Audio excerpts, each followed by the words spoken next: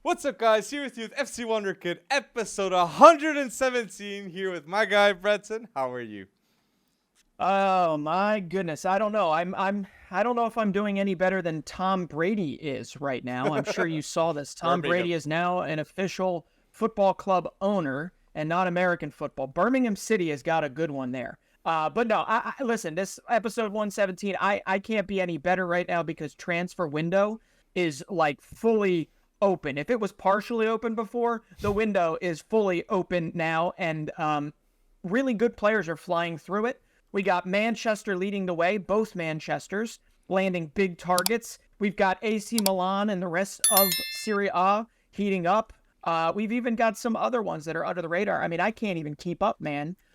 So I'm dizzy. How are you doing with all of this activity? I love how you're mentioning the Manchester clubs, the AC Milan transfers. A lot to talk. But people, make sure you put your thoughts in the comment section about all the topics that you can see right now in the description. Go check out the description and give your opinions on these topics. We want to see your thoughts, people. But yes, Manchester United and Man City ain't playing in this transfer window. Ten Hag wants to remain in the top four, and Pep Guardiola wants to make history in becoming the first English team ever to win four Premier League titles in a row. If Man City do that, that will be mad. And Joško Gvardiol is the type of player you need to make that happen. So that is 90 million. 90 million for Gvardiol, and I think he deserves it. Yeah, no, but the Gvardiol transfer, right? It's like a double slap in the face to Manchester United, right? Not only does Joško Gvardiol, literally the hottest young defender on the planet right now, right, land in Manchester, fortifying an already ridiculously deep defense under Pep Guardiola. That's slap number one. But the double slap comes in the fact that he still gets in just under Harry Maguire as the most expensive defender of all time. So it's as if they're solidifying Harry Maguire's status as one of the worst transfers of all time at the top. Thanks, Manchester United, for doing that, right? And Joško Gvardiol is right below him, number 2 most expensive defender of all time. And listen, Joško Gvardiol, we all know that the only people out there that have a negative about Gvardiol show Lionel Messi turning him in the World Cup. That's it. That's the only real negative you have about Gvardiol. And he was in the team of the tournament of the World Cup, exactly. Regardless of that moment. You took the words right out of my mouth with that, and that is 100% correct. And Gvardiol joins. This is not Gvardiol on an island. This is not Gvardiol by himself. Yep. This is Gvardiol joining an already insanely cohesive, ridiculously deep defensive unit. And just God help the Premier League getting through that. It'll be really, really interesting to see. I want to say I agree with you, Breton, and put in the comment section your thoughts about Man City and like Man City video. But I just want to say, you said deep with Man City, and I agree with you defensively, but offensively and in midfield, they're not looking as deep as they did last season. Man City have lost Gundogan. Man City could be losing Bernard Silva. They lost Mahrez. People are starting to say, what's gonna happen, Man City? Man City have only got Gvardiol and Kovacic. And they have let go Mahrez, they have let go Gundogan, and they might be let go of Bernard Silva. And Bernard Silva is irreplaceable. No one, only Lionel Messi, but he's gone to Inter Miami. Bernard Silva, no one can do what he did for Man City in the Champions League. So that's the big problem. They're not as deep offensively. So I want to see who they get. I would like a lot. I want to say to people, the best substitute, the best player to replace the departure of Mahrez, I have no doubt that it is Jeremy Doku of Stade Rennes. The pace, the finishing that he has at his young age. He has experience in the Belgian national team. And I guarantee you, with Pep Guardiola, Doku would be scary. Scary. Doku, Haaland, Foden. Imagine saying to us a year ago, 2 years ago, with the potential that all these three have, that they would be together. That's mad. And with Guardiola there, like teaching them, I really believe that is a possibility. So that's how I would move things with Man City. And I believe a winger will definitely be coming to Man City this transfer window. Definitely, Brett. I love we love Doku. I think the only knock on Doku is the fact that he gets knocks, right? That's the only knock on Doku. But when he is running at full time, yes, Haaland too, and he has obviously improved in that department since moving to Manchester City. But I'm with you. That is the only question mark. It is the only question mark about this Manchester City squad, and it is whether or not they can refill that depth. And you're right. If Bernardo Silva goes, this changes the team and the attack materially. I mean, hell, I just rewatched the other day because it happened to be on Manchester City's dismantling of Real Madrid, and Bernardo Silva was literally like all of that. He was that game, that leg, that sending Real Madrid, the defending Champions League champions, home packed. And yes, that materially changes things. But I'm going to throw another name into the mixer beyond Jeremy Doku, who is ridiculous 1v1, amazing dribbling ability, and he's like a bull in the china shop. And this is a little different wing, but Michael Olise is out there, being talked about. I know, but why not to City? Because imagine, I'm going to say why not to City. In my point of view, I think he would be a great added value.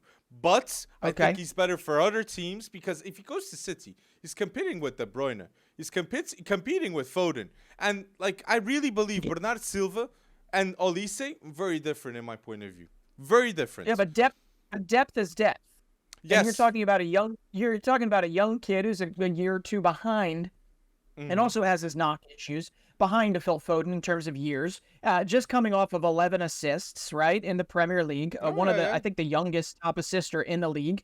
I think he would need a year or two to kind of get blooded into the situation, and could play on the wing as well. So I think if you look internally, I mean, Chelsea's going to get another lottery ticket. They're probably going to go after him too. But yes, Doku obviously is that high flyer. Or you trust the academy, man. No. Carlos Borges has been sold to Ajax. Gone. 19 million. Yep. I think it's the right choice too by Carlos Borges. And I forgot to say, in the departures of Man City, that I didn't say one thing too, which is massive. Walker leaving. Another captain too. So you have Gundogan, Walker leaving in the same window. Again, I do not know how they're going to move with this. I know they have a lot of depth, but still, I see opportunities. And when you see Arsenal going well with Declan Rice, it makes you think. But mentioning Man United, I want to say, Man United with Rasmus Winter-Højlund. Look, I think he was the best available for under 75 million, which they paid 75 million. But I cannot agree with the fact that if Harry Kane's available for 100 million, 110 million, Man United, that would be my number one choice, 100%. But Rasmus Winter-Højlund, at the age of 20, with the potential he has, I have high expectations too, and I'm excited. I'm excited to see what's going to happen. Rasmus Winter-Højlund, Marcus Rashford, then you got Anthony or Sancho, and then a midfield with Bruno, Casemiro, Mason Mount, or Eriksen, or Amrabat if it happens. These are options. Much better than in the past years. So it's improvement. I want to see a Danish dynamite duo. I want to see Eriksen deliver it through walls to Højlund. But hey, Rasmus Winter-Højlund has clearly impressed everywhere he's gone, because it's his fourth club in not even 20 months, 22 months, something like that. Because everywhere he goes, he impresses and he levels up. I mean, what Gasperini did for him at Atalanta, they bought him for a couple million euros 20 solely as a backup to begin with, right? And then injuries, Muriel and who's the other one? Zapata, injured pretty much all the time these days.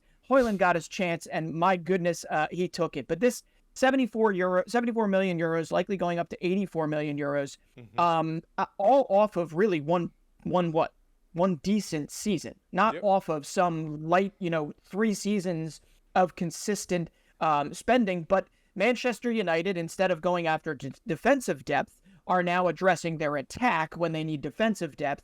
And Manchester City is getting more defensive depth in an already ridiculously good Premier League defense instead of getting offensive depth, which is what they need. So it's kind of pretty funny that this is the way it's working out. But hey, Højlund, I think, is going to be one. He's going to be a slow grinder. I think he's not match fit yet. He's coming off of an injury, so we're not going to see him for a little bit. So we're going to see Rashford probably up top or Sancho up top before anything really happens here. But when all is said and done, what is your best top three? What is your best front three for them if everybody is match fit and ready to go? 100% I'm going to go with, at the left, Rashford, striker, Rasmus Højlund, and at the right, I hope to see Jadon Sancho from Borussia Dortmund.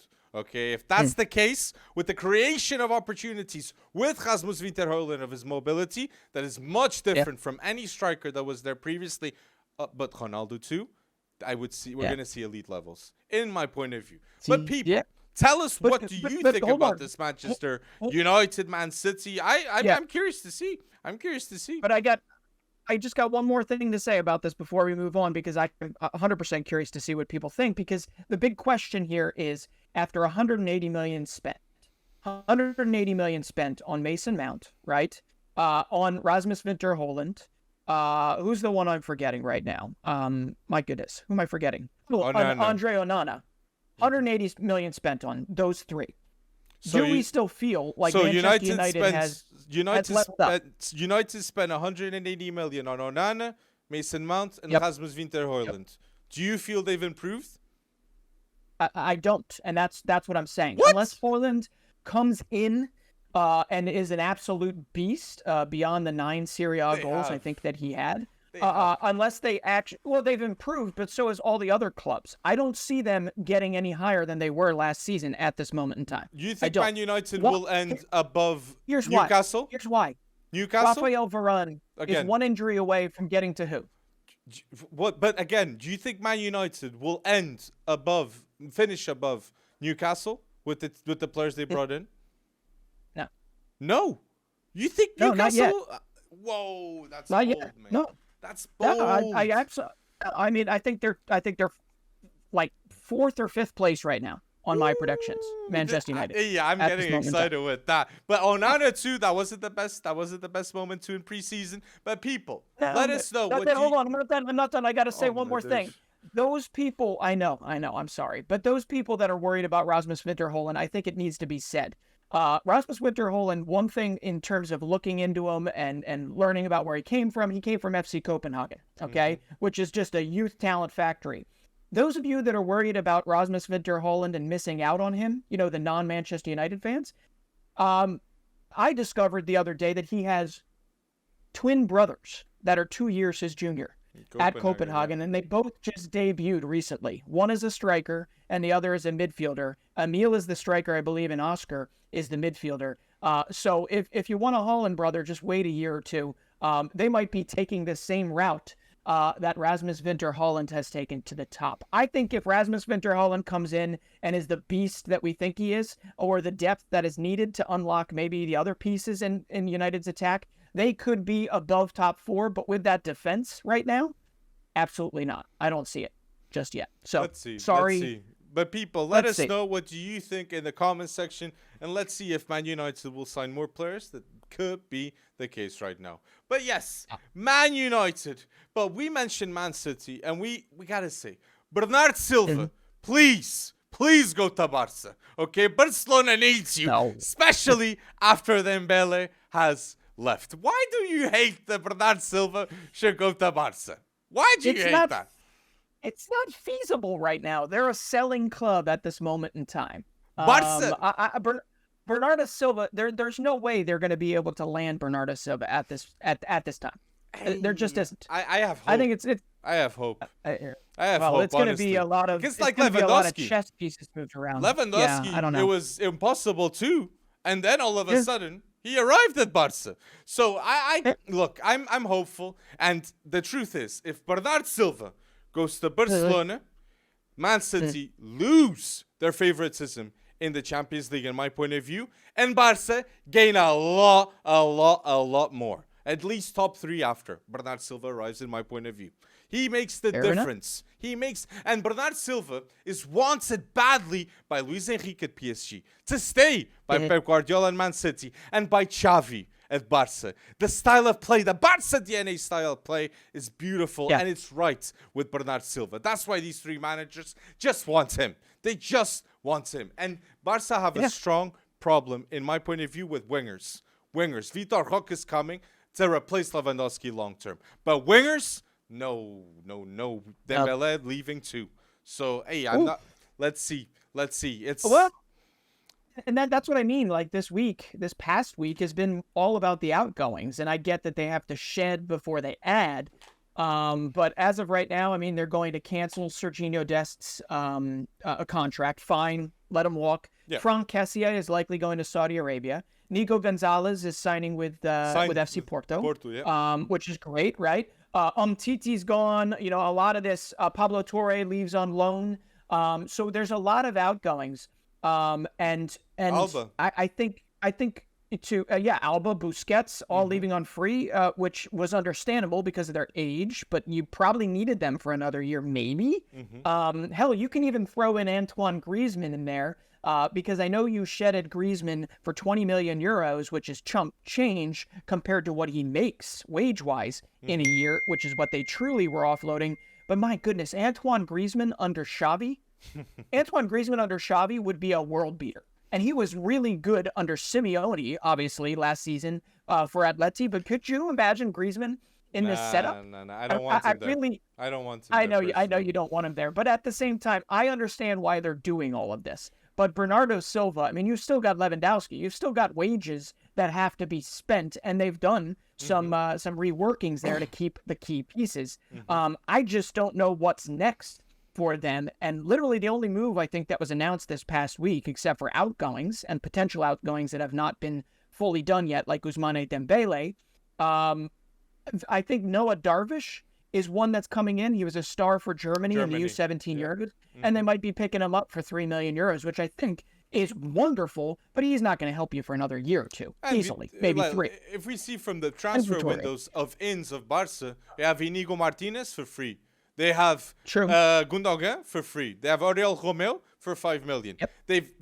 Certainly they lock in Vitor Roque, that was needed, replacement long term for Lewandowski. And now you're saying to me, this Wonderkid, this German Wonderkid, that they have high hopes to play, is signed in and locked. I'm hyped with that. Look, and so I'm saying they need wingers, they need players like Lamine Yamal. I'm praying that Lamine Yamal becomes the player that we all thought Fati would be already, okay? But I still think Fati, this could be the season. But again, I always say this could be the season. But one thing's for sure, from last season to this one, Barca will solidify that they have the best defense in the world next season, people, okay? Ter Stegen in goal. I think Balde at the left back. What a left back at such a young age. Christensen, Ronald Araújo, elite duo. And then they have Conde there. But Cancelo is coming, people. With Bernardo Silva. Xavi can deal with Cancelo and once again make him one of the best fullbacks in the world. That if he's in the right mentality, Cancelo is one of the best left backs in the world. But if he's not... So this is like Gabriel Jesus and Zinchenko to Arsenal last season. No. Guardiola is going to let Bernardo Silva end. You're going to let all that talent walk and Cancelo when they... I don't know, man. I really don't see it. I think I'm going to say 90% Bernardo Silva stays at Manchester City. I see Cancelo. Like, for me, the Gabriel Jesus and the Zinchenko moves, it was the best for them, you know, for the players. Because they reached the ceiling at Man City. Cancelo was the best in the world at a given point at Man City. And him leaving... Yeah. He can be the best player, the best fullback in the world for another team still. And I believe he can get to that stage. So I think they are still reluctant to sell him to the wrong team, I'd say Man City. And certainly for the wrong price. They will not do that. But why won't the same issues arise that have arisen with Pep Guardiola that made João Cancelo you don't want to be here, I'm getting rid of you, you're getting loaned out to Bayern? It's attitude. Why do you want that character at Barca? Why would Xavi want that character at Barca? What's saying reportedly is that the reports have stated, and they've said it with evidence, that this has happened. This has happened with Guardiola and Cancelo. But Xavi still says, look, regardless of that, I think it's a big-time player, and it's a player that I'm willing to work and see if I can get the best out of them. I really think that Barca need to risk.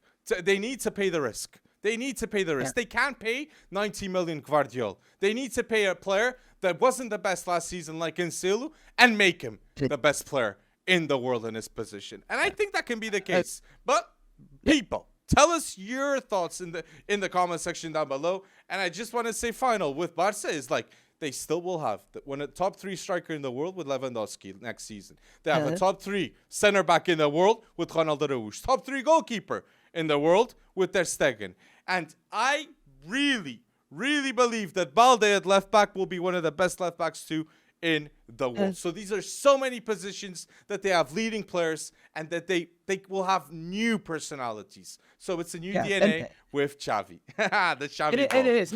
And if City Gundogan shows up, then yes, this is a formidable squad. But as you said, they're 1, 2, maybe 3 pieces away from doing anything in the Champions League. I think they'll go through. I think Barca will go through the knockout stages, definitely. And imagine if Barca wouldn't have gone through instead of Inter, I think Barca would have gone to the Champions League final last season. So if Barca get the right teams in the knockout stages afterwards, Barca can dream of a final. They have Lewandowski, that it can be an informed striker at any given moment. They have Pedri, that in my point of view is one of the best midfielders in the world. They're contenders. If they're in the right momentum, they are contenders. And that's why Real need Mbappe to stop Xavi ball. So let's wait and see. But people, tell us your thoughts. And don't forget to like this video about Barca if you want more videos just like this. But you said, Dembele, the PSG rebuild is happening. And I really feel there's an acceptance more than ever that Mbappe is leaving. I believe he's going to go to Real Madrid this transfer window. I sure hope he does. And seeing Dembele coming, seeing Gonçalo Ramos coming, seeing a lot of reports on Kolo Muani that's not needed if you have Gonçalo Ramos, people. Like, this is an acceptance of Mbappe leaving. So, people, leave your thoughts about PSG in the comment section and like this video about PSG. And not only that, there's an acceptance. It's almost as if a new Neymar has shown up, right? Mbappe is not gone yet, but Neymar has shown up. If you look at him, he's playful. He's enjoying preseason. He's trying to force a bromance on Kang and Lee. I mean, there's just so much to like about what's going on in terms of, at least within, PSG's personnel and what they're building there. But I do love, I have to say it, Neymar as the veteran, Neymar as the guy that is setting the standard that all of these guys have to look up to, whether it's Gonçalo Ramos coming in, whether it's Kang and Lee getting his foothold in Ligue 1, whether it's Vitinha and Ugarte forming a formidable duo in the midfield. Neymar is going to be the guy that is leading by example. And I think that's better than Neymar worrying about, Mbappe, worrying about Messi, worrying about, this trio, this 3-headed monster that was supposed to literally set world football alight. I think there needs to be that little underdog to PSG. I know it's funny to say underdog and PSG in the same sentence, but when it comes to a Champions League perspective, you need to have people with chips on their shoulder. And Neymar right now in preseason has looked peak. Maybe not peak Neymar. That's way too big. But I think he looks like he's having fun, and that's what we want to see. We've always said on this podcast, Neymar plays best when he's having fun, and that's what it looks like. And it's with Luis Enrique too. That he's always having fun. And I completely agree with you. I believe there's going to be a different Neymar next season, because now Neymar is not a prince at PSG. He is the king. The king is back, Neymar, at PSG with the departures of Mbappe and Messi. And look, I like it. I like a front trio of Neymar, Gonçalo Ramos, and at the right Dembele, and then you have Kang and Lee that can come in, Asensio that can come in. Those are options. That's options, and that's what PSG need. A group and options that know their status at the club. But focusing on Gonçalo Ramos on an 80 million package paid to Benfica is a bargain for the striker market right now, in my point of view. Not a bargain, okay.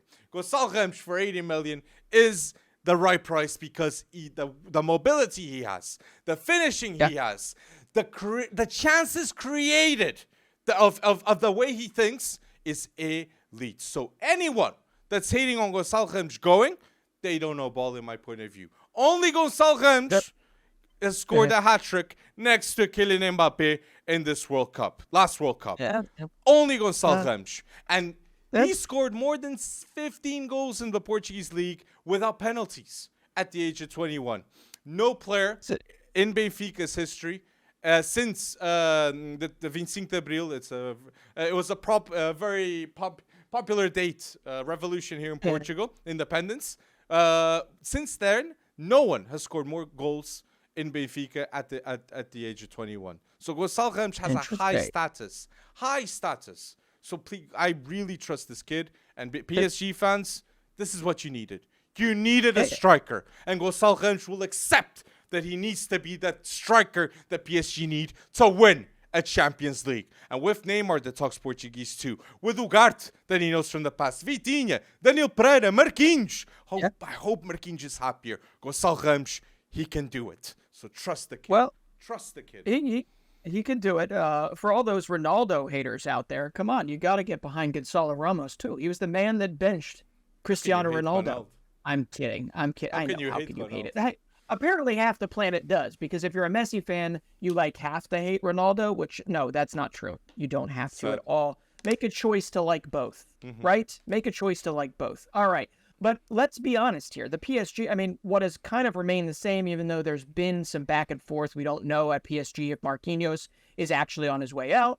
But the real bread and butter here, and what's going to keep them probably out of hot water in the group stages in Champions League and making sure they get through, is this defense. And this defense has not changed too much. In fact, it's gotten better if Marquinhos stays. It's gotten deeper if Marquinhos stays, because across that back line, you've got obviously Donnarumma in goal. You've got Nuno Mendes on the left, and you've got Skriniar, Marquinhos, or Jimenez, two of the three. I'm sorry, and you've got Hakimi on the right, and Lucas Hernandez.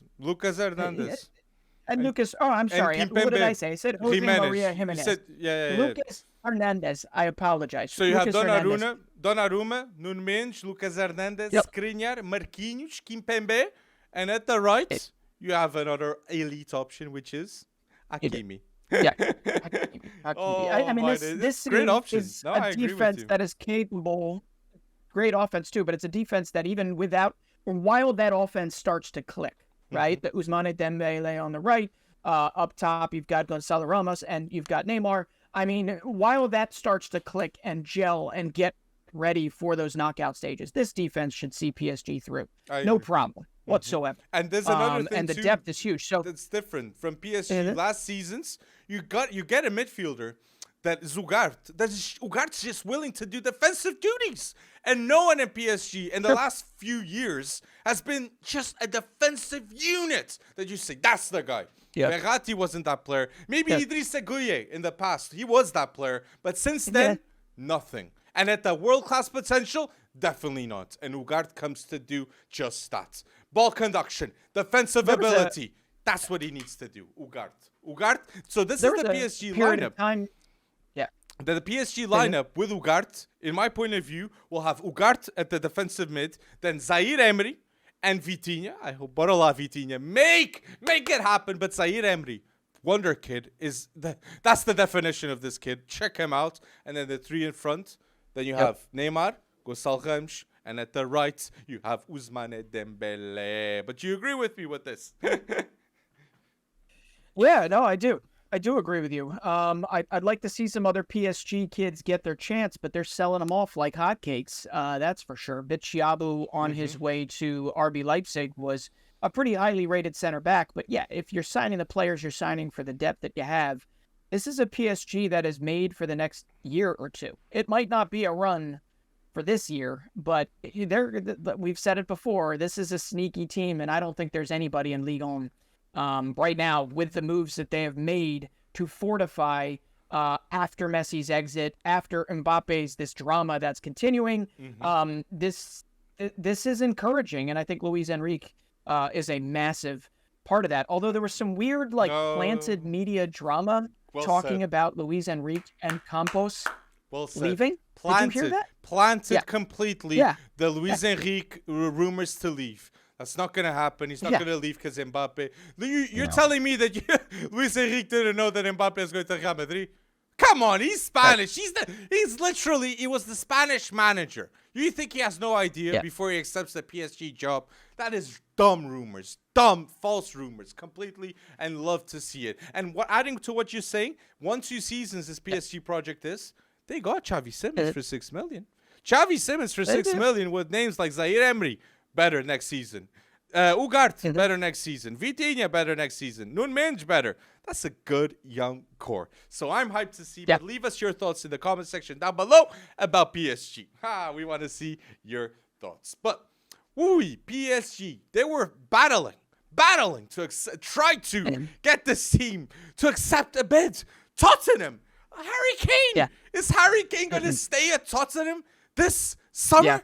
What? Daniel Levy reportedly goes to Miami, doesn't even open conversation, I think, with Bayern Munich for the 100+ million bid. Like, it's just disgraceful. If Daniel Levy doesn't accept the Tottenham legend like Harry Kane to leave to Bayern Munich to win trophies for a bid that's more than 100 million with one year left in his contract, Daniel Levy, that is embarrassing and disgraceful from my point of view. Not leaving a player do this. If it's his intention, he's going to earn even double his salary at Bayern Munich, £25 million that he's earning at Tottenham. And he's going to be a Champions League contender.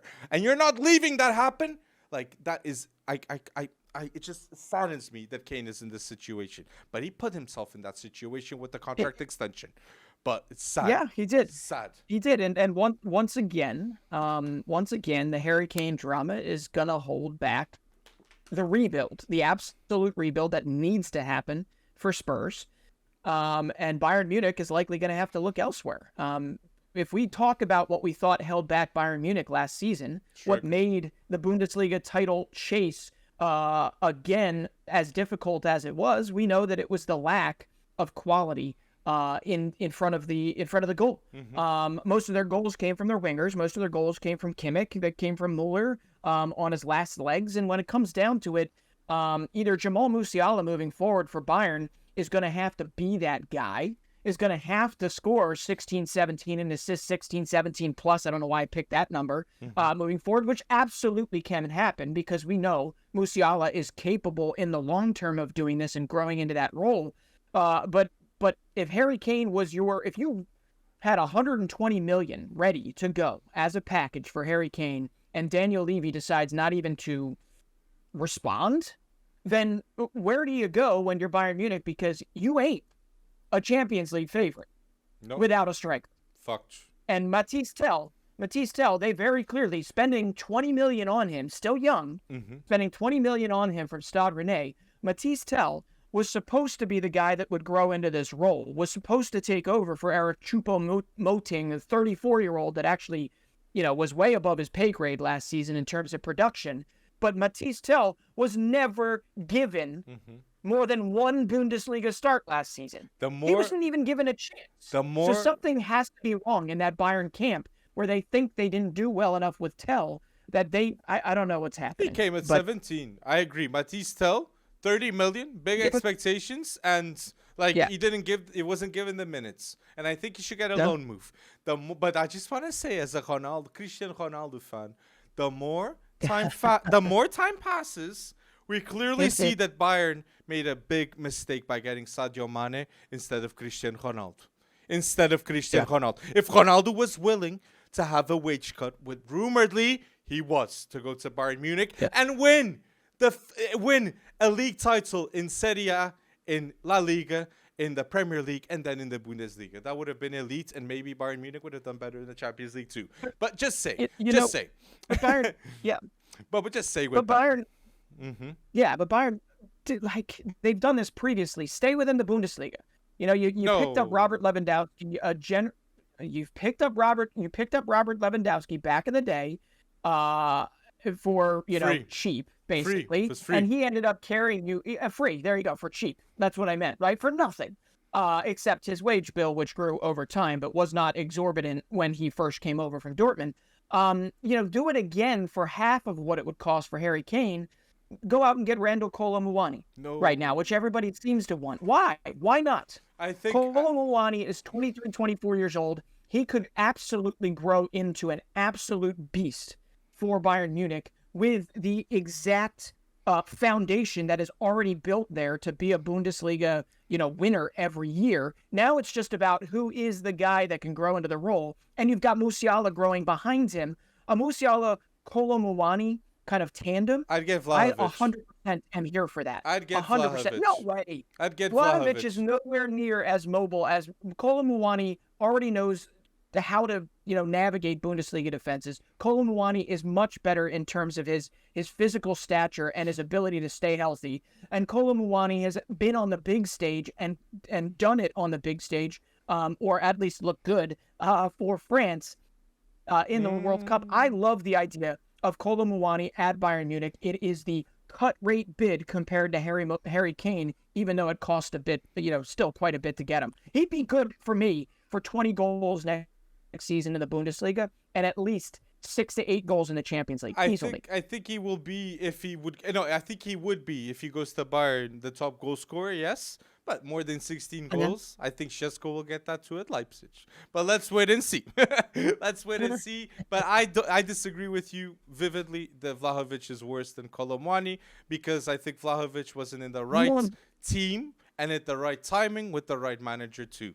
So let's wait and see with Bayern Munich and put down below your thoughts. And they still have Min-Jae Kim that's doing a terrific preseason with Matthias de Ligt and Jamal Musiala, all these big names. But Kane, Tottenham, Tottenham, they need to sell Harry Kane in my point of view and accept that they have to move on. I've seen Taremi news going to Tottenham for 20 million. I don't know if it's true. I don't know if it's reliable. It's been reported.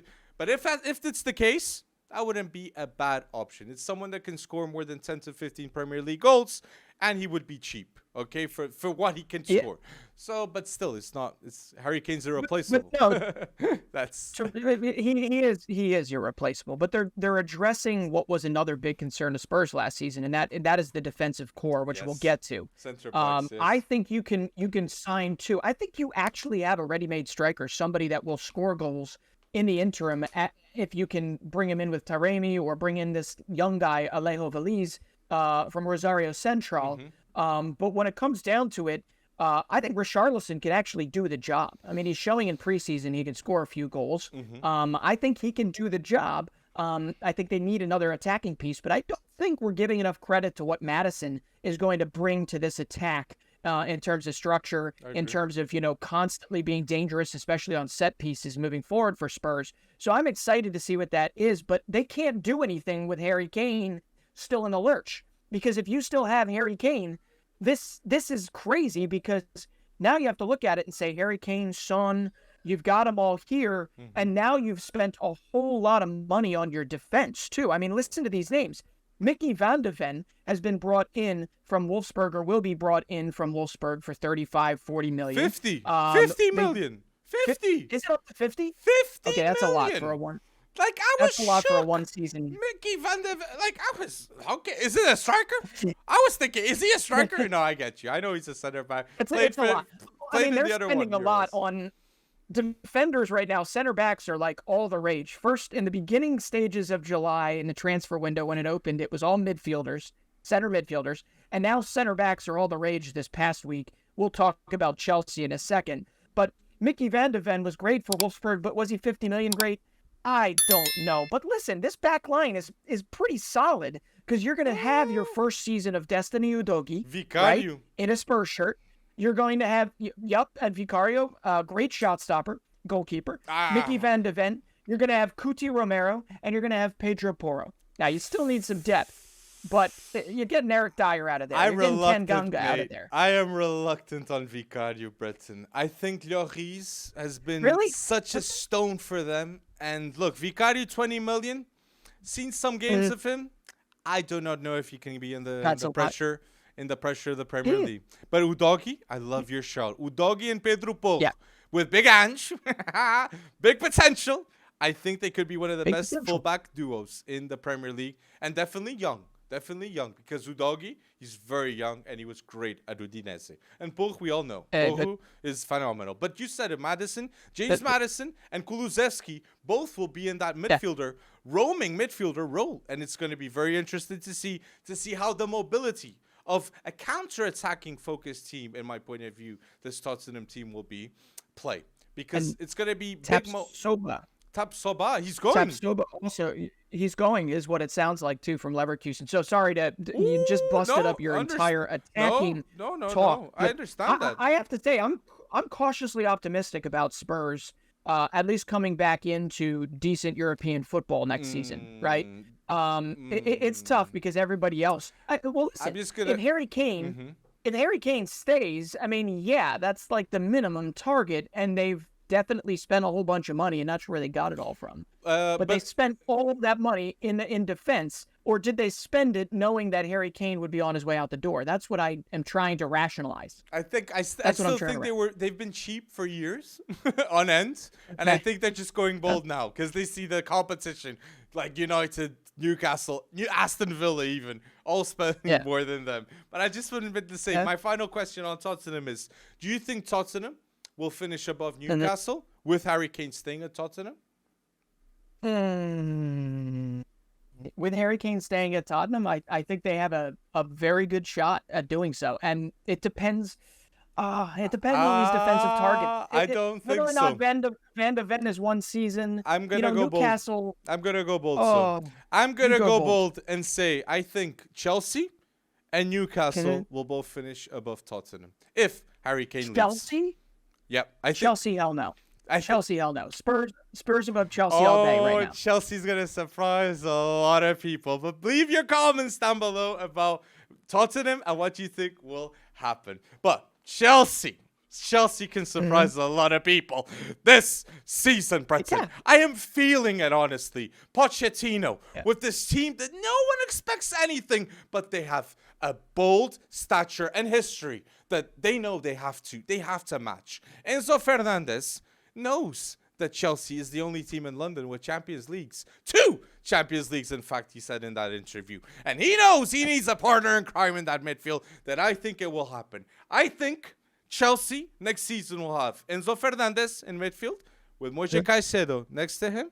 And then in front of them, I think Michael Olise is going to happen, people. Michael Olise to Chelsea. It's the right move. Make it happen. 35 million release clause. Cheap for what he's going to bring. And he stays in London. It's the best move. And this midfield is so good, mate. So good. I'm hyped. It is, but I'm going to tell you right now, Moises Caicedo to Chelsea is not getting done. Why? I don't see it getting done. They've already moved on. They brought in Leslie Ugochukwu. Hopefully I got that right. 19-year-old from Stade Rennais, who I think is going to grow into that role.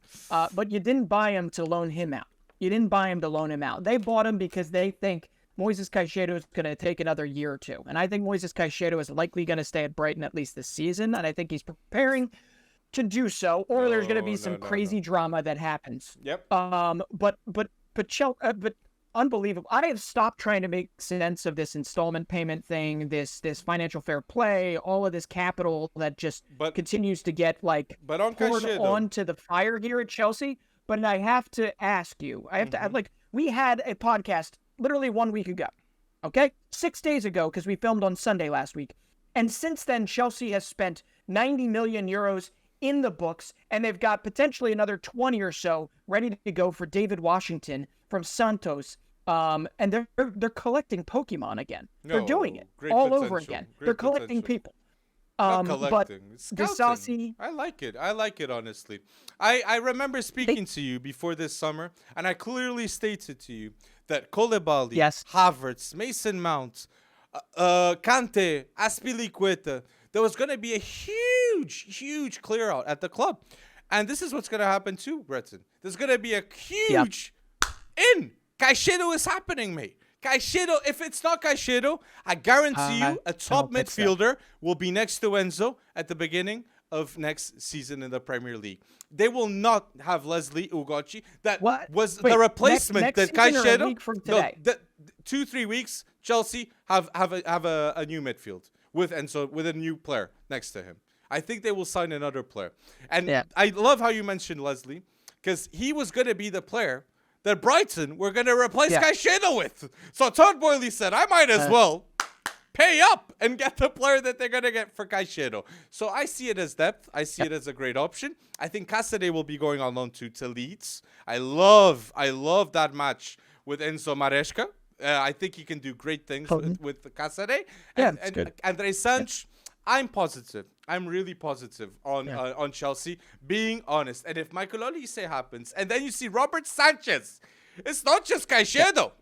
it's Robert Sanchez 2 in goal, Graham Potter, Cucurella. They keep on going, and it will keep on happening. Even Evan Ferguson, if they don't have a striker in 2-3 years, he might go to Chelsea. You never know.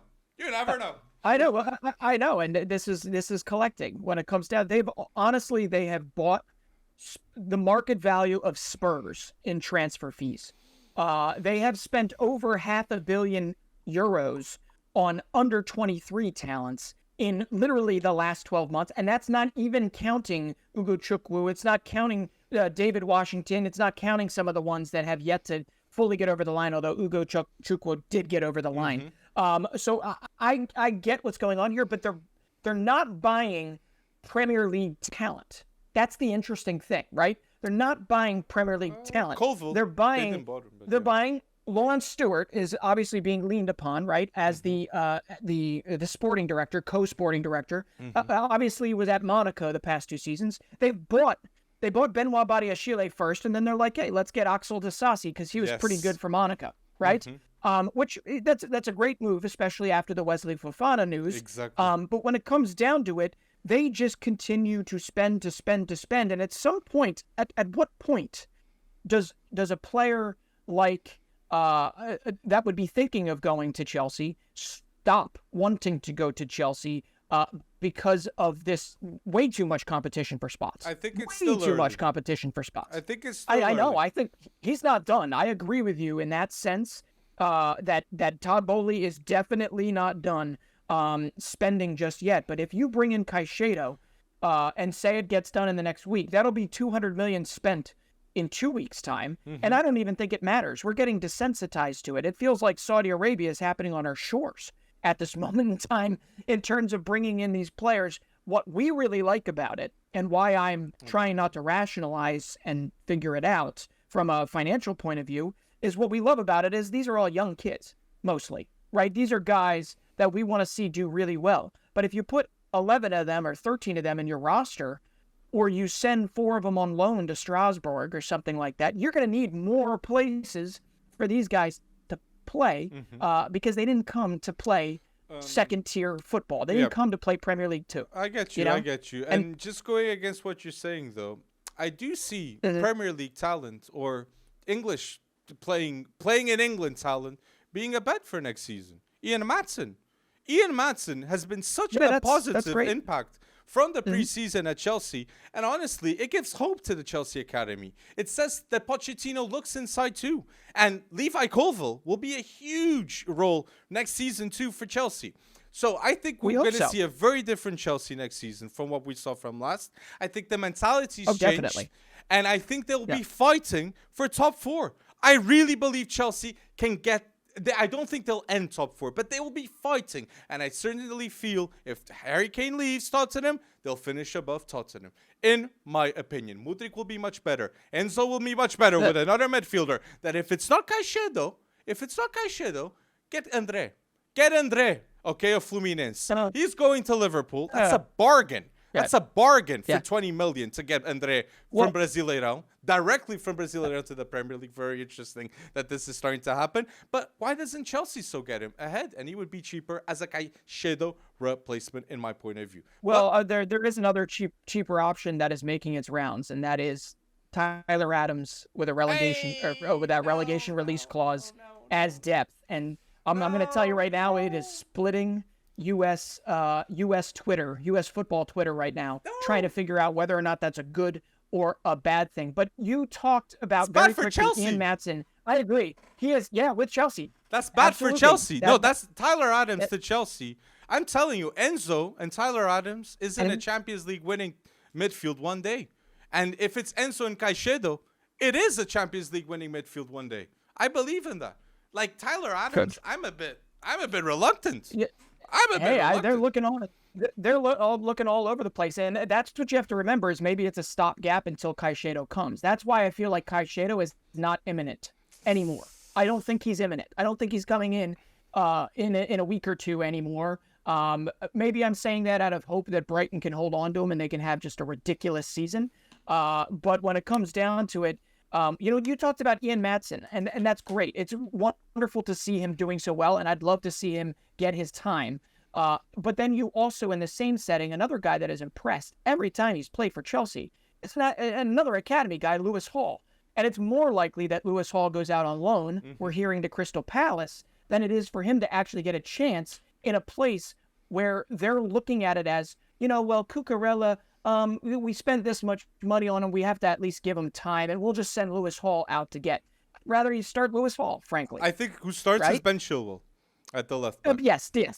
So absolutely. I think it's not Cucurella has played a Cucurella. lot this preseason. And I think it's more on Ben Chilwell, but I agree with you. From Lewis Hall to Cucurella, I'm trust the youth guy, and Lewis Hall has shown great examples in preseason. I get where you're coming from, and I think Chelsea they're trusting the youth 100%. Todd Boehly is literally saying, "I trust the scouts. Like I've spent more than 800 million pounds. You do your thing." And I think long term, Pochettino has brought structure. Okay, Graham Potter didn't have the same structure that you can see with the group environment. Okay, it was all over the place in the past. Right now, I don't feel it. I see a united group with the mindset that they have to change things in order to stay in a long-term project of a successful Chelsea. But let's see. Two quick things. Two quick things before we move on. I just have to say, let's hope that the Disasi and the Badiashile, that kind of Monaco allure, that Monaco partnership kind of does well here, because the last time, obviously, Chelsea signed a Monaco star. I think it'll be Colville. You might remember him. I think it'll be It was Bakayoko. You think it will be Colville? Okay, I think we'll Levi see. I mean, Colville will that's start. a lot to throw. That's a lot to throw right in there. The other thing I have to say, beyond Ian Maatsen, beyond Lewis Hall, the other young guy that has really, really impressed has been Malo Gusto. True. And I'm not saying this is a shot across the bow for Reece James, but I'm saying for Chelsea fans out there watching Reece James struggle, sadly, obviously, with injuries over the past few seasons. We know how good he is when he's fully healthy. It must be an absolute breath of fresh air to know that you will have Malo Gusto as a backup, because that kid's a unit, and he's just getting started. He is just getting started. I did have to say that. Yeah. I would even suggest maybe in the future one day, Reece James going to the right center back role, and Malo Gusto having the entirety of that wing back slot. Or to Madrid. I think that could happen one day. Go to Madrid.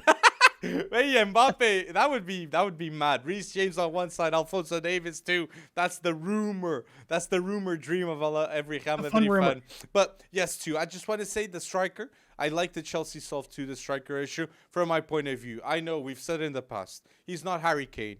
He's not Lewandowski. He's not a Luis Suarez in the past, Nicolas Jackson right now. But he's a great potential striker that can score more than 10 to 15 Premier League goals. And that's what they needed last season. João Felix Havertz didn't have anyone in front of them. And that was a big problem. But tell us your thoughts about Chelsea. Do you think Caicedo is happening? And what will happen if not? Let us know in the comment section and like this video.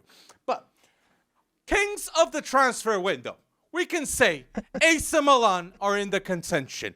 I was very disappointed that Paolo Maldini left. And I think he left because he will never accept a future without Sandro Tonali there if he wants to be there. Because I think Tonali never wanted to leave AC Milan.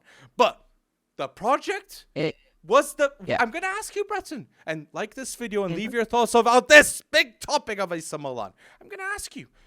Was it the best thing for AC Milan to sell Sandro Tonali for 70 million to Newcastle? I think it was the only thing that could be done with fresh eyes looking at the situation. I feel yes, the Thanos. I think it was. I feel the Thanos. It was inevitable, right? It was inevitable. And if Newcastle was going to offer you 70, you take it. Not because Sandro Tonali. I am going to say something. I'm going to say something that might be a little bit controversial or bold, as you say it, right? But I don't think Sandro Tonali is necessarily a generational talent. I don't think he is somebody that was not worthy of a price tag. I think he's one of the best of his position. I think he's one of the best. CDMs. I think maybe around his age, sure, but there's quite a few I think that are better than him. I'm That's bold. We should probably list him. Hey, I think we're gonna have to list him. We can go through that. I think Tonali to Newcastle makes Newcastle a Champions League top 4 team in the contention for next season. It's like a statement done by Newcastle. It's like saying, we're getting players like Tonali. Like, whoa. Yeah. But I feel you. It was the best thing to do. Now, it's a tough question. So leave your thoughts in the comment section. Do you think it was the best thing to do? Let go Tonali? Because does AC Milan now have the best swingers in the Serie A with Samuel Chukwueze and Rafael Leão? Yeah, I think they do. I mean, Samu is absolutely a talent, and I think he is going to just eat in Serie A. When he got going for Villarreal in La Liga, he was unstoppable, and we've seen him in Europa League. We've seen him do this in the European competition as well. But on top of that, I mean, just talk about what Tonali's money has been spent on. You have depth across the board. Yes, there are some kind of unknowns here, but we've already seen glimpses of them really working out. Yunus Musa is the latest, 20 million. Christian Pulisic coming in for 20 million. You keep him healthy, he's going to be a lightning rod for you. Samuel Chukwueze is an absolutely ridiculous steal for 20 million. Part of this insane Nigerian talent bump that we can't seem to put together to make a really formidable Nigerian national team. But there's so many great Nigerian attackers. 20 million is going to go down as just a cheap price tag for him. Tijani Reinders, who I maintain is going to be one of the best Serie A signings in this offseason. Ruben Loftus-Cheek, who's a utility man. Noah Okafor, who can play striker. He can play wing. He'll start at striker potentially. And Luca Romero getting picked up on free. I just don't see how you look at this and say that that's bad, right? Like 7 out of 7 is going to have to miss. The average age of the signing is 23, and this makes you a better team in the long run, even if it doesn't work out in the first year. But I think it's going to. I really think they're Scudetto contenders. I do. No, definitely. AC Milan are definitely Serie A contenders, but I am still reluctant to say that they're the number ones. I want to touch base on a lot that you said with all the signings. I think on AC Milan, from the signings that they did, from 0 to 10, I'd give it a note of like 7. A lot of potential, a bit of uncertainty with some of these players like Okafor and Serie A. Like Chukwueze is amazing, but still, Tijani Reinders, he's replacing Tonali. So there's a bit of still, let's wait and see. But I think, given the fact that he has left Tonali, they did the best that they could, honestly. And seeing Pulisic, I think that they will be lining up next season. I think AC Milan next season will have Okafor or Giroud in front. I think Rafael Leão will be in the left wing spot. I think Pulisic will be in that 10 role. Very curious to see him in that 10 role. Then at the right wing, Samuel Chukwueze, Tijani Reinders, next to Benacer.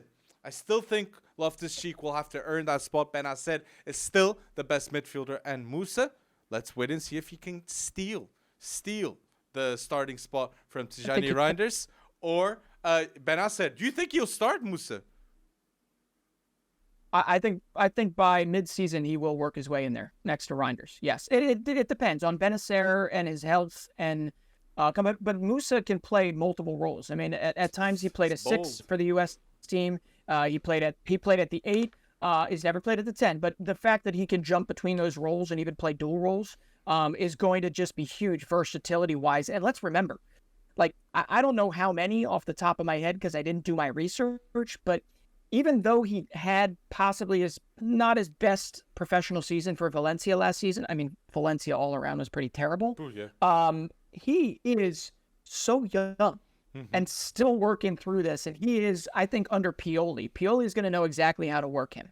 He's going to know exactly how to work with him. I think AC Milan by Musa and Pulisic, not for their form at Chelsea and at Valencia, for their form for the U.S. men's national team. They're complete different players. I completely agree. You even say like Musa is one of the best players at given moments for the U.S. men's national team. Yes, I 100%. And I think he was one of the bigger reasons why we even qualified in the first place when all is said and done. I still think he's got a lot of growing to do. So I'm just here for this. Maybe there is a little bias thrown into this because Inter and Juve have not been sitting and resting on their laurels here. They want to chase Napoli too at the top. And Juve is pursuing Lukaku, and they've got Timothy Weah, and they've got some others. And AC Milan, Inter is the one. And Inter is the one that is saying. And AC Milan wanted to sign Lukaku, and Inter, well, they rejected the possibility. A lot of Balogun talk to go to Inter. But leave us your talk. Leave us your thoughts about AC Milan in the comment section, and don't forget to like this video. But you're saying Inter, Inter, Juve. Serie A is going to be heating up. I'm very curious to see what will happen. And if Balogun will go to Inter, I think that would be a great deal for Arsenal and for Balogun too, personally. Lautaro and Balogun. Yeah, but it'd be huge. But Inter also lost. I think Tonali was tough for AC Milan, but Inter losing Brozovic and Onana, big losses. But listen, they've got Jan Sommer coming in, who should be one of the best Serie A goalkeepers. Probably for day one, heading into this. They've got Fratese, who I'm really intrigued to see in that midfield. Thuram, even if Balogun doesn't come in, Thuram can do some stuff. I agree. And if you get Lukaku, I mean, there's and Cuadrado to bring him in and say, hey, you've got another year or two left in you. Let's get this done. We got some versatility. These are smart moves. The one I'm really intrigued about that I don't think has gotten over the line just yet, but there was a breakout star, I believe he's Serbian, Lamar Samardzic for Udinese last season. And I think Inter's going to get that over the line. If they do get that over the line, Inter and AC Milan, I think, are going to be fighting for the Scudetto. And I think it depends on who the next signings are for Napoli. And it depends but if Inter keep Barella. They lost Onana. They can't lose Barella. I think they are. And if Bernard Silva leaves Man City, I don't know. Domino effect. Never know. You never know, Branson. You never know. But once again, Serie A, let's be honest, is shaping up for the league to watch, in my opinion. If you want close races at the top, I mean, this is going to be a nail biter to the end, and it's all on the back of, for the most part, young talent. Whether it's Victor Osimhen, who's only 24, whether it's all the guys AC Milan brought in. I mean, this is intriguing stuff. And I swear, this is not an ad for CBS Sports Golazo or Paramount Plus or anything like that, but Serie A is hot right now when it comes to the 4, 5, 6 teams. I mean, even Atalanta isn't resting on their laurels. Like El Bilal Torre, they've already spent their money bringing in some phenomenal players. El Bilal Torre, and who the heck did they just sign, man? Charles de Ketelaere's coming. Charles de Ketelaere's coming too. De Ketelaere. And that is going to be an under-the-radar signing because I think him under Gasperini is going to work out really, really well. I think he's going to get back to being Club Brugge de Ketelaere. I really do think he will. And they also might be bringing in Scamacca. They might be bringing in Scamacca from West Ham for 25 million. And for 23 million, Charles de Ketelaere is a bargain if he's in that form. I completely agree with you. Agreed. But let's wait and see. Let's wait and see. I wanted to know, though. Serie A. I think you know more than me, definitely, about this League's Cup. League's Cup action with Liga Mexicana teams and the MLS teams. You guys are winning, right? I see more MLS teams than Liga Mexicana teams when I see these knockout stages. What's happening? Yeah, so Leagues Cup, just to recap, it's all the Liga MX teams, all the MLS teams. They shut down both leagues for a month, and then they play a World Cup style tournament. We are now in the round of 32 is done. We are into round of 16, and I am happy to report, in my biased American self, that 11 MLS teams remain. 5 Liga MX teams remain. There was a little bit of Liga MX comeback in the last few fixtures, but listen. Now it's round of 16. And Lionel Messi has not played a Major League Soccer game, even though we've been talking all about Major League Soccer. He's only played in Leagues Cup. And Lionel Messi now has to go to FC Dallas with it 105 degrees Fahrenheit. I don't know what that is Celsius. Can you do that math quickly? But he's going to have to go to 105-degree Frisco, Texas, and play in front of a sold-out crowd. And now we're going to probably see his first test because he's not playing at home in front of, a bunch of whatever. But really, to be honest, it comes down to the fact that MLS teams are it's the opposite going of out Stoke well. City. He needs to show up in a burning day, not in a rainy day. It is, yeah. That's why I'm laughing. That is good. Yeah. It's like what? A hot, sticky day in Frisco, Texas, of all places. It has to be done. And not only that, dude, like LAFC, they had a Liga MX opponent in Juarez, and I think they throttled them 7-1. Carlos Vela, Denis Bouanga is absolutely off the mark right now, just killing it. They had a bye. They didn't even play group stage games because they were the MLS champions, sadly, over Philadelphia Union. And LAFC came in and blitzed them 7-1. So what's really interesting here is that there's this age-old understanding that Liga MX spends more. Liga MX has deeper rosters. And there is still a degree to, there still is an absolute degree to truth to that. And let's be honest, Club America is still in this. Tigres UANL is still in this with Gignac and Diego Lainez. So there are some very good Liga MX teams. But, I really do love this competition. Club America, look, there's history. Yeah. That's why Leagues Cup, I like to see. It improves both leagues, the visibility. You see more. 100%. And now with Messi, 100%. I'm going to say this. Messi, before Messi had arrived and Busquets, they were the worst team in the odds to win the Leagues Cup. Since then, Messi has won every game in the Leagues Cup, and honestly, they're contenders to win it. When I hear Dallas gonna be a problem for Messi, I'm thinking, no. You know why, Bretson? No. You know why? Why? I think that the best deal, obviously Messi is the best deal, but Sergio Busquets has elevated the whole entire team of Inter Miami to another level, because that's what he does. Just like he did at Barca, he's doing at a lower level in the MLS and Leagues Cup, as we see. A partner in crime like Busquets for Messi, that is elite, and that's a luxury that no one in the MLS ever had. Actually, no one in the world of football has ever had, but not Spain and Barcelona. Inter Miami has that luxury to have the best defensive mid in the history of football, Busquets. And he is doing amazing passes and amazing moments. So, Jordi Alba, Lionel Messi, Sergio Busquets makes Inter Miami a contender to win the Leagues Cup, in my point of view. But tell us your early predictions. We're going to get to that. But not only that, just really, really quickly to expand on that, because Busquets and Messi, this is the whole, make your teammates better.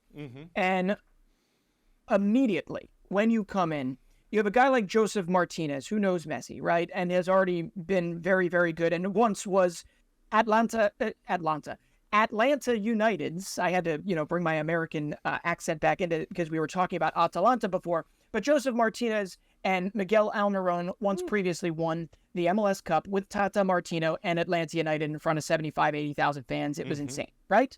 Joseph Martinez is now Messi's best friend, and Messi has already put it on the platter. Joseph Martinez is supposed to be the selfish striker, and he laid off a pass to Messi for his second goal the other day in their win over Orlando City. Of course he did. And Messi has 5 goals because of Joseph Martinez, because of Busquets, but also I have to...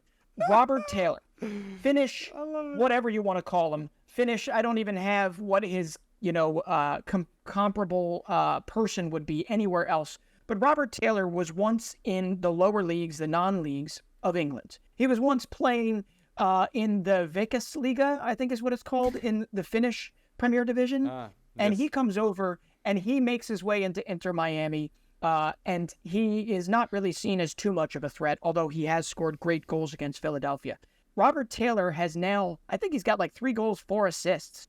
He is matching the production of Lionel Messi, because this is what happens. Yeah, so Inter Miami, in a very short moment, shows how when you make a big signing like Lionel Messi, it's the right character fit, it's the right time, it's the right place. I mean, Leagues Cup, for him to come in, he has already made the majority of Inter Miami, Robert Taylor included, better because of his presence. And I agree with you. I mean, they're definitely a favorite for Leagues Cup right now, although they haven't gone up against a very solid Mexican side yet. So we'll see. But I'm rubbing my hands together, Alex. But let's wait for the semifinals. Let's wait and see. I want to see the predictions. I want to see. Philadelphia Union. I want to see your thoughts here. So we'll get to Philly. But at the West, okay. LAFC versus Salt Lake. Who goes through? LAFC. Club Tigres against Monterrey. Tigres. I mean, Gignac and Lainez. I mean, that's a good team. Gignac. That team is a favorite. Oh, in my I opinion. love Gignac there. Yeah. Minnesota against Toluca. Toluca is another favorite. That's one of the strongest teams. But Minnesota I think Toluca is good. Have a great South African player in front, don't they? Great player. They do. Mangahalo, I don't know how to say his name. He's been on fire since joining them. But yes, I gotta think Toluca is just solid up and down. I think they'll beat up on Minnesota's defense. I want to know this answer now. Club America, Nashville of Mukhtar, the MLS MVP. Yeah. Yeah. Nashville is tough. They're playing at Nashville's house. Although, I don't know. I'm gonna say Nashville on penalty kicks here, even though Club America is one of the best Club America. Is one of the best Mexican teams left in it. Yes, for sure. Club America, get it done. I'm for them. If not Philly, of course. Philadelphia, New York. Who goes through, Breton? Yeah. Philadelphia is going to go through on this one, hopefully in a little bit better way than they just got. They just beat DC United on penalties. So I'm going to say Philadelphia into the quarterfinals. I love it, Philadelphia. Okay, Gazda, go bold. So, Club Querétaro against New England of Carl Gil. Who goes through? Gil, man. Gil in New England. Even though, you ready for this?